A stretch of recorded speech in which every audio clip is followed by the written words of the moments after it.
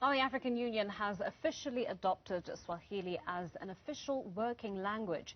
The approval comes following a request by Tanzanian Vice President Philip Mpango, who argued that over 100 million people in Africa speak Swahili, making it one of the most widely spoken languages in the African continent. The AU comprises of 55 member states. Now, joining us to discuss the significance of the move is Africa analyst, Advocate Sipho Mantula. Advocate, thank you so much for your time and thank you for joining us. Just how far-reaching is the decision like the one made by the African Union? Also, Jumbo Africa to the viewers of Newzroom, to look back at the significance on both fronts, that is almost 16 years. You will recall that the African Union in 2006 already adopted, so I'm a bit skeptical with the word of working language when actually it should be looking at, yes, it's a language of oral communication, but now it has to be implemented even on the text.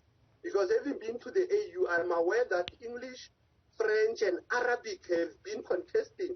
But let's look back at significance of this. It was as early as 2019 when the then president of Tanzania pushed SADC as well to adopt Swahili. South African government basic education since 2020 has pushed that even if we have foreign languages like German, French, Mandarin, it's important that we need to have Swahili language. And the media as well, is not doing good, both on radio and TV, of promoting this language of unity and as well as language of trade. Because one aspect that we need to understand, when Africa was colonized, it was colonized through language, it was colonized through culture, it was colonized through politics. Absolutely. And when one thinks about the history and trajectory of Swahili, Advocate, thinking about how when we look at the migration sort of patterns on the African continent, the way trade was introduced, Swahili was very key to that. And so it only makes sense that the language be adopted in this manner to bolster communication in diplomatic and trade relations. But why has it taken so long for the AU to adopt it as a working language? You know, one will not blame AU because member states form part of the AU, the regional bodies, but I can assure you that in the regional bodies like your East Africa community, or Burundi, Kenya, you look at the Southern Sudan, Rwanda, they've been using it even in their parliaments. Our problem in most of the SADC countries, your Arab states, your West Africa, is that we have been held ransom by the colonial languages, even in parliaments.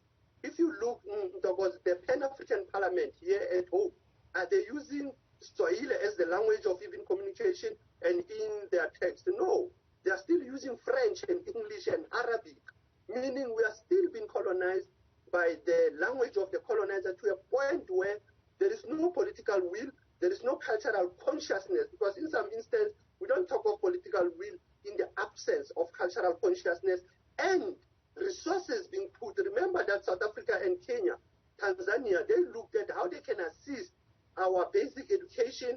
And for me, again, it seems that we have even forgotten the then president of Tanzania, Mwalimu Kabarange Nyerere, in the 1960s, when he brought this language to say, let it be the language of trade, let it go to schools, to the working place, and even in the media space. Hence earlier I did lament to say our media is still quarantined, is still sanitized with the European knowledge and the European languages. And that's why we are struggling even to reach the needs of our people when we have community challenges or community protests.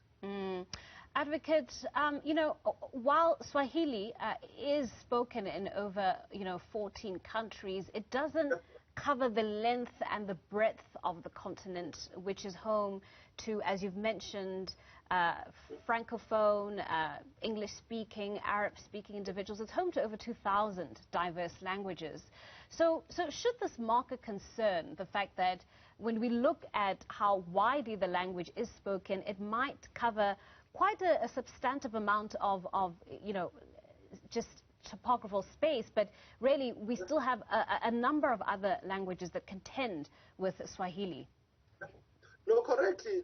I fully agree with you on that sentiment. Swahili as well, one can say there is a mixture of Arabic, there was a mixture of English and even Latin, but as a colonial language as well, we say it's a Bantu language. Remember that in restoring the Bantu language of Swahili, it is the same applies to us, maybe speaking in Tswana or Xhosa or isiZulu, that we still maintain our identity. It is not the issue of why at the AU and in the regional bodies, and earlier, as I mentioned in the parliament, we are still caught up in the lingua franca of our former colonizers, and we don't insist. I will have said to you, Amharic is one of the critical languages in Ethiopia, looking at its history from writing and from speaking, but they have not imposed it because they've got many languages. You look at West Africa, like you have said, they have many languages, but I think what happened in 2004, there was a time where President Chisano spoke at the AU, and President Obasanjo was moved to say, I need to learn Kiswahili too. So it is a matter of that the regional bodies, the member states of the AU, need to focus on it, because we cannot restore the African cultural consciousness or integrate Africa if we will be using our former colonial masters' language, because that's where we are caught up in understanding the critical importance of language, because language is economy as well, and language is education and is cultural consciousness. Now, beyond the adoption that we've been talking about and the official recognition, what other work still needs to be done to ensure that Africa works towards having a common language? And I say that because not only will it unite us in speech, as you've mentioned, but also in the means by which we move the continent forward. We know that there's a lot of movement around, introducing and establishing proper intra-African trade.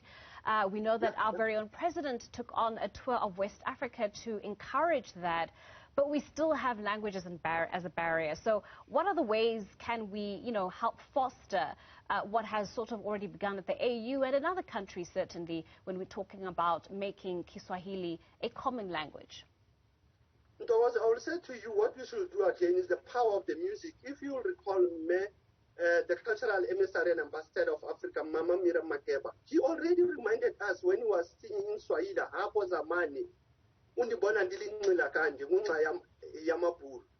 was showing us the language that even as Swahili speaker, you can be a polyglot. You can use different languages but using Swahili. Because what we have found ourselves thinking in our own languages before we can speak the former colonial master's language. Now, you have Akalan, which is an African language academy that is based in Mpango.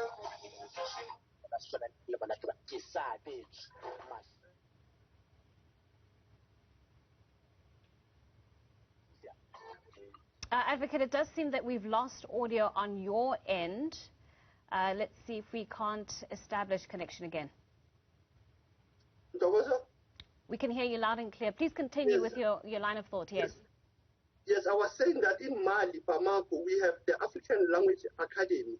That African Language Academy, they were recently in Khalishewi, in the University of Solomon Black. I think if we should have followed them, they have even pushed UNESCO to say, come 7 July will be a World Day of promoting Kiswahili language. I still recall at UNISA, there was one professor from Senegal, Ambassador Samba. He used to push us to say, even in the African Renaissance journey, in the Ubuntu journey, we need to focus on our languages. How do we make our languages to be harmonized and our languages to bring unity, to bring development? So I'm not critiquing to say we can push Swahili just for now, but it has been a long-standing issue.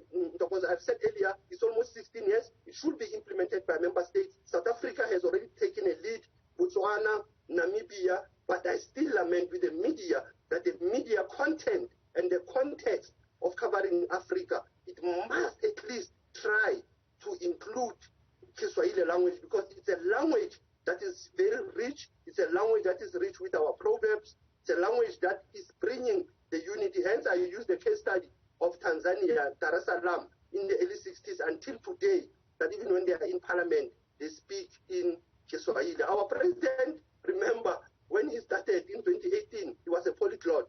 He could master all languages, but he's now caught up in the English lingua franca. All right, well, Advocate Sipho Madula, we are going to have to leave it there. Thank you so much for your insights on that. We were in conversation there with Africa analyst, Advocate Sipho Madula, talking to us there about the significance of the African Union's decision to utilize Swahili as a working language, to adopt it officially as a language of business.